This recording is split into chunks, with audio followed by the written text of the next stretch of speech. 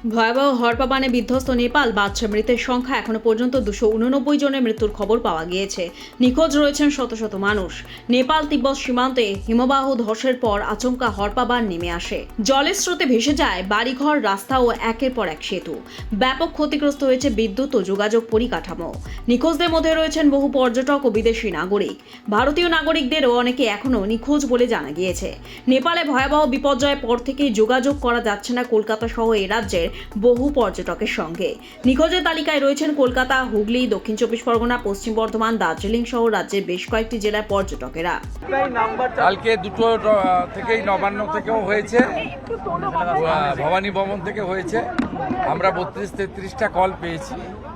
তার মধ্যে ওই একটা গ্রুপেরই মিসিং আছে মোর দ্যান 30।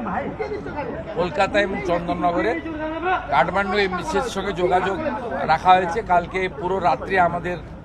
পুরো রাত্রি চলেছে। আমি শেয়ার করে দিচ্ছি ভিডিও। আমাদের কন্ট্রোল রুম পুরো ফাংশন করেছে। আমরা টাচে আছি। বাড়িগুলো চন্দননগর এবং কলকাতার আইডেন্টিফাই হয়েছে। তবে আমরা ভগবানের কাছে প্রার্থনা করছি যাদের সেফ রিটার্ন হয়। সকাল স্কুল থেকে ফিরবে 4টের মধ্যে ও ফ্ল্যাটে চলে আসবে। ওরা ভবানী ভবনে খবর নিচ্ছে, ওরা সেরকম রেসপন্স পাচ্ছে না। তবে রাজ্য সরকার খুবই চেষ্টা করছে।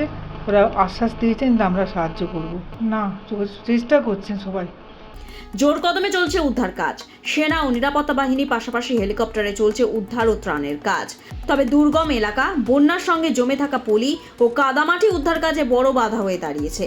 এই ঘটনায় গভীর শোক ও উদ্বেগ প্রকাশ করেছেন মমতা বন্দ্যোপাধ্যায়।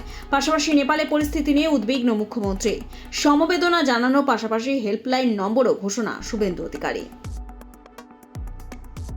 এরকম ভিডিও দেখতে চ্যানেলটি ফলো করুন।